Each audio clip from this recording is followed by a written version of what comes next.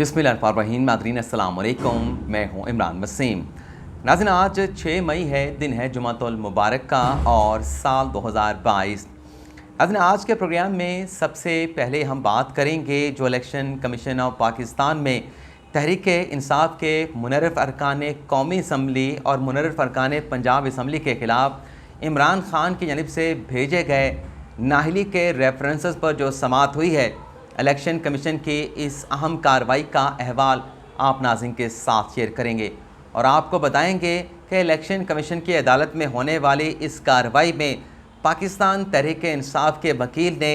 क्या दलाइल दिए, किस किस्म के दलाइल दिए और उन दलाइल पर chief election commissioner Sikandar Sultan Raja और उनके साथ साथ इलेक्शन कमीशन के दीगर मेंबरान ने क्या सवालात पूछे, क्या रिमार्क्स दिए, ये सारी तफसीलात आप नाज़रीन के साथ शेयर करेंगे। और फिर दूसरी खबर में हम बात करेंगे साबिक वज़ीर आज़म इमरान ख़ान के सरप्राइज़ की।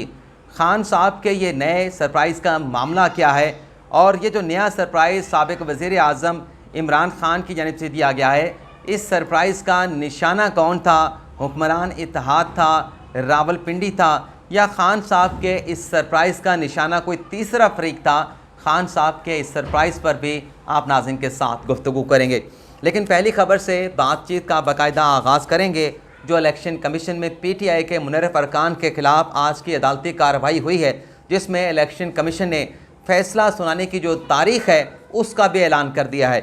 नाज़रीन, जो PTI के मुनर्रफ अरकान कौमी असम्बली हैं, उनके ख़िलाफ़ जो इलेक्शन कमीशन ने आखिरी समाअत की थी वो 28 अप्रैल को की गई थी और 28 अप्रैल को होने वाली आखिरी समाअत में इलेक्शन कमीशन ने जो कौमी असम्बली के PTI के मुनर्रफ अरकान हैं उनसे 6 मई को तहरीरी जवाब तलब किया था।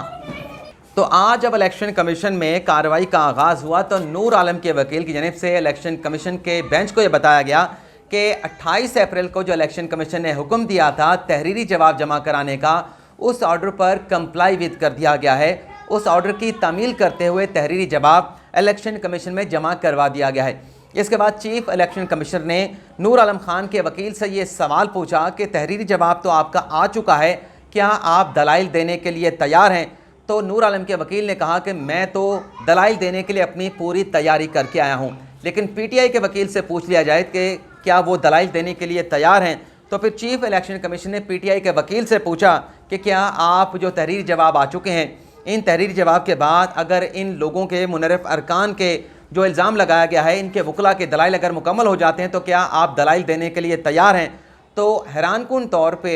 PTI के वकील की जानिब से इलेक्शन कमीशन से ये दरख्वास्त की गई कि ये जो तहरीरी जवाब आए हैं, इन तहरीरी जवाब को मुझे पढ़ने का मौका दिया जाए और मेरी दरख्वास्त ये होगी कि जब तक इन तहरीरी जवाबात को पढ़ नहीं लिया जाता दलाइल जो है वो शुरू नहीं हो सकते। जिस पर चीफ इलेक्शन कमिश्नर ने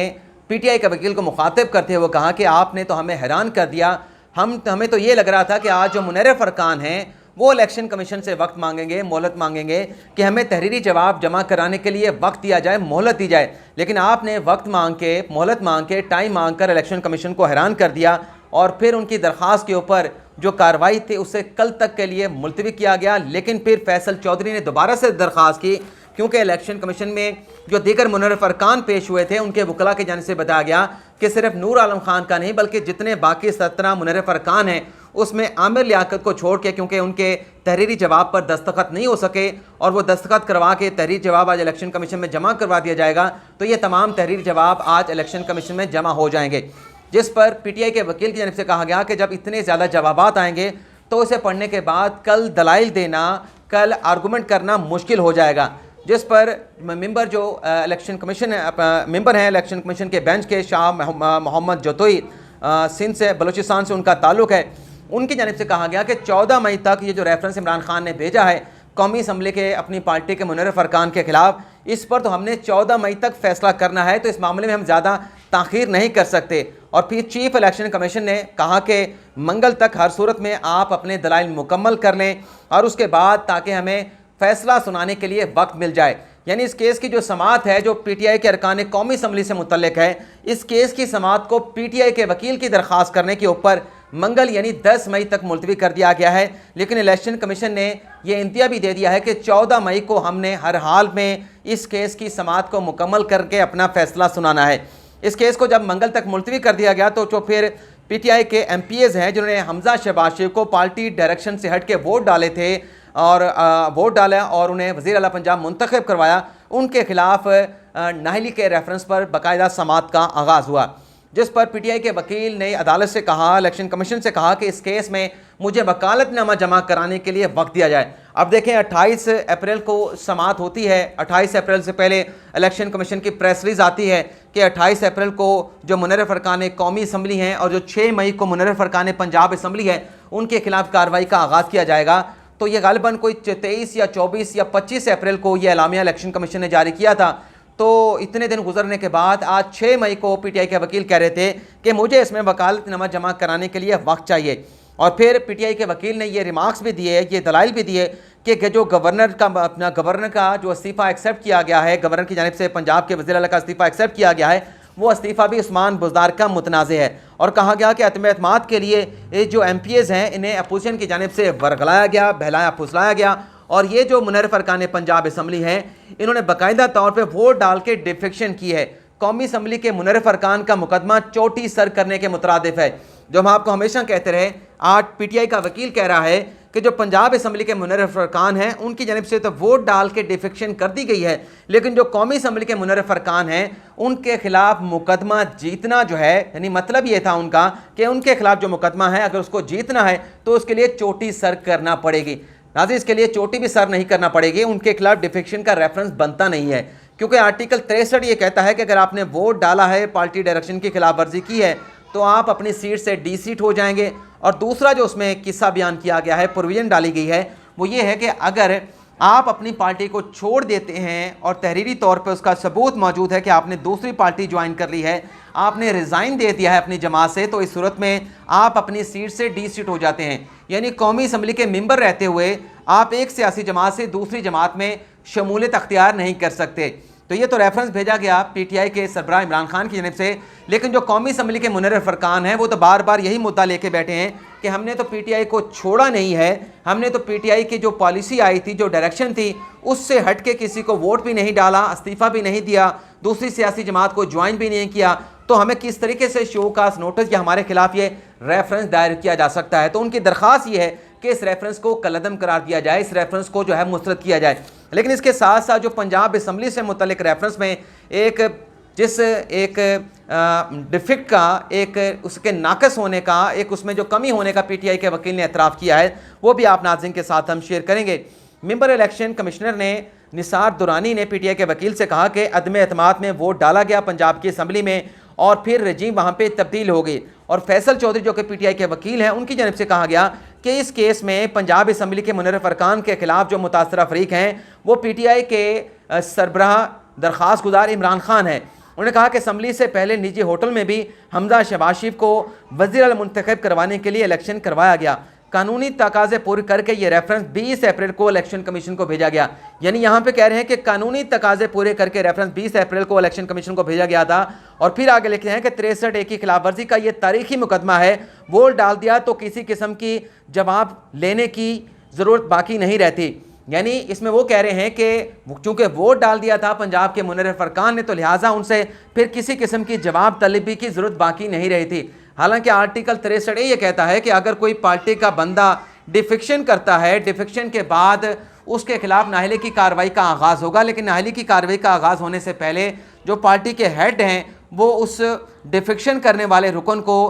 शोकाज नोटिस जारी करेंगे, उनसे जवाब मांगेंगे और जवाब आने के बाद अगर मुतमईन नहीं होता पार्टी का सरबराह तो फिर उनके खिलाफ इलेक्शन कमीशन में रेफरेंस भेजा जाएगा। तो पीटीआई के वकील के इन दलाइल से ये लगता है, जो मैंने कल भी अपने खदशे का इजहार किया था, कि अगर ये जो कानूनी प्रोसीजर है, जो कानूनी और आईनी तकाजा है, ये पूरा नहीं किया गया तो हो सकता है कि ये जो रेफरेंस है जो पंजाब के अरकान के खिलाफ है, ये रेफरेंस भी इलेक्शन कमीशन या तो मुस्तरद कर सकता है या फिर इस डिफेक्ट को दूर करने के लिए, इस नुक्स को दूर करने के लिए रेफरेंस दोबारा इमरान खान साहब को इसकी दुरुस्तगी के लिए वापस भी भेजा जा सकता है। पीटीआई के वकील ने मजीद अपने दलाइल में जो भी कहा, उसके बाद चीफ इलेक्शन कमिश्नर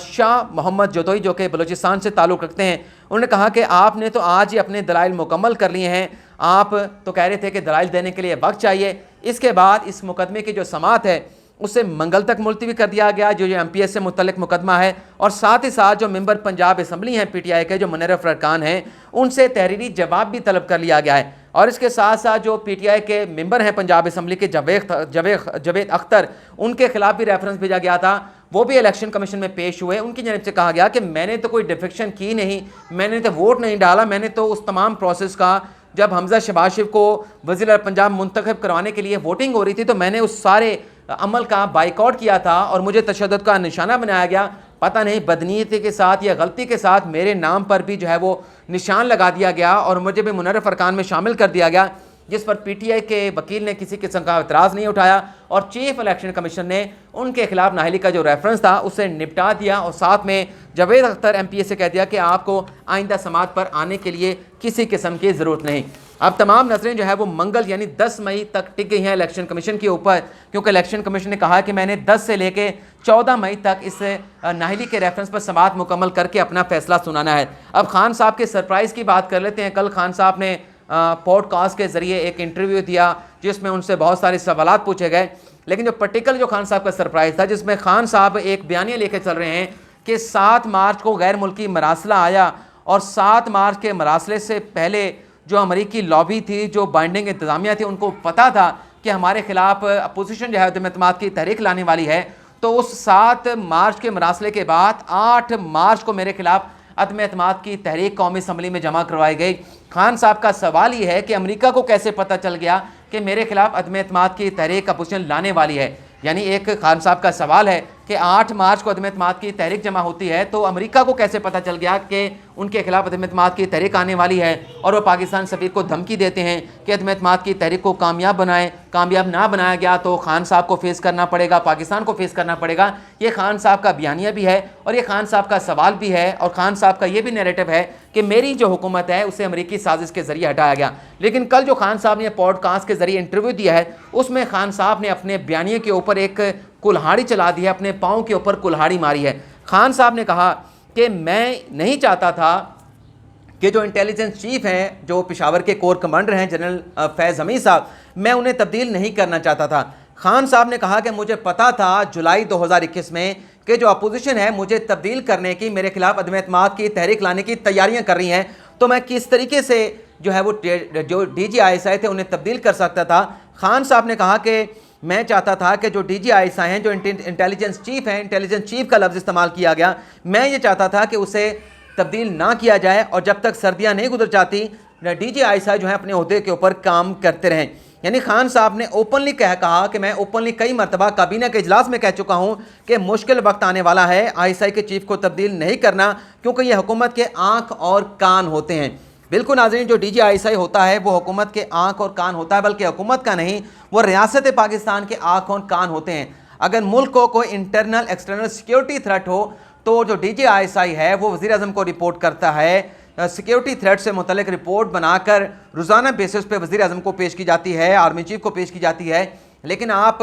ISI का कानून निकाल के देख लें, कोई ऐसा कानून, कोई आइन मुझे दिखा दें, आइन का कोई आर्टिकल दिखा दें जहाँ पे ये लिखा गया हो कि अगर हुकूमत वक्त को अदम एतमाद का ख़तरा हो, जो कि आइन में के अंदर एक प्रोविजन डाल दी गई है कि वज़ीर आज़म के खिलाफ अदम एतमाद की तहरीक आ सकती है, आइन इजाज़त देता है, मुल्क का कानून इजाज़त देता है, मुल्क का दस्तूर इजाज़त देता है, तो फिर ISI उस आइनी प्रोविजन के अंदर किस तरह से रुकावट डाल सकते हैं। यानी खान साहब ने ये जो सरप्राइज़ दिया है, दरअसल ये सरप्राइज़ जो है वो पेशावर के कोर कमांडर के लिए है। ये सरप्राइज़ जो है वो साबिक DGISI जनरल फैज़ हमीद साहब के लिए है कि खान साहब ये कहते हैं कि सियासत में मुदाखलत करने के लिए, अपने खिलाफ अदम एतमाद की तहरीक को नाकाम बनाने के लिए, अपोजिशन की प्लानिंग को मेरे खिलाफ, मेरी हुकूमत के खात्मे के खिलाफ नाकाम बनाने के लिए, उसे सबताज करने के लिए मैं सर्दियों तक यानी मार्च तक DGISI को रोकना चाहता था। ये खान साहब ने आज खुद एतराफ़ कर लिया है और इस सरप्राइज़ का निशाना, जैसे मैंने पहले कहा है, न रावलपिंडी है, न हुक्मरान इत्तेहाद है, बल्कि खान साहब ने अपने पाँव पे कुल्हाड़ी मारी है। जो सहाफ़ी कहते रहे कि खान साहब क्यों उन्हें रोकना चाहते थे, आज खान साहब ने उस सहाफ़ियों की और जो अपोजिशन का बयानिया था कि खान साहब क्यों रोकना चाहते थे, उस बयानिए का एतराफ़ कर लिया है, उन तमाम सवालों का जवाब दे दिया है कि खान साहब किस लिए जनरल फैज़ हमीद साहब को रोकना चाहते थे। लेकिन खान साहब का ये सरप्राइज़ जो है, मुश्किल जो पैदा करेगा वो जनरल फैज़ हमीद साहब के लिए पैदा करेगा, क्योंकि फ़ौज का, चाहे वो DGISI हो, चाहे वो आर्मी चीफ हो, चाहे वो कोई कोर कमांडर हो, सियासत से फ़ौज का किसी किस्म का कोई ताल्लुक़ नहीं, कोई वास्ता नहीं। लेकिन खान साहब ने यह बयान दे के कि मैं पुतिन की साजिश को नाकाम बनाने के लिए, जो कि 2 जुलाई 2021 में की जा रही थी, उसको नाकाम बनाने के लिए मैं DGISI को रोकना चाहता था, तो खान साहब ने यह भी अपने पाँव पे कुल्हाड़ी मारी है। और जो अमरीकी साजिश का खान साहब का बयानिया है, उस पर भी खान साहब ने एक तरीके से तलवारें चला दी हैं, खंजर चला दी हैं, छुरियाँ चला दी हैं। अब वो बयानिया कहाँ पर स्टैंड करेगा, लेकिन मुश्किल उन लोगों को पेश आएगी जो खान साहब के वोटर हैं, जो खान साहब के सपोर्टर हैं, जो पहले गैर मुल्की साजिश को जो है उसको दिफा कर रहे थे। अब खान साहब के इस बयानिए का, नए सरप्राइज़ का भी उन्हें दिफा करना पड़ेगा। लेकिन मुझे पता है कि किस तरीके से वो अपना दिफा कर लेते हैं, क्योंकि उन्होंने तो दिफा करना होता है, चाहे उसको कोई मंतक हो, चाहे कोई लॉजिक ना हो, लेकिन चूंकि दिफा करना है, मजबूरी है। खान साहब से गलती हो गई है, और जो गलतियों की बात की जाती है खान साहब की, उस गलतियों से मुतल्लिक़ अगले प्रोग्राम में एक बड़ी अहम चीज़ आप नाज़रीन के साथ डिस्कस करेंगे। लेकिन फ़िलहाल आपसे इजाज़त चाहेंगे। अल्लाह ताला आपका हामी नासिर हो। दुआओं में याद रखिएगा। अल्लाह हाफ़िज़।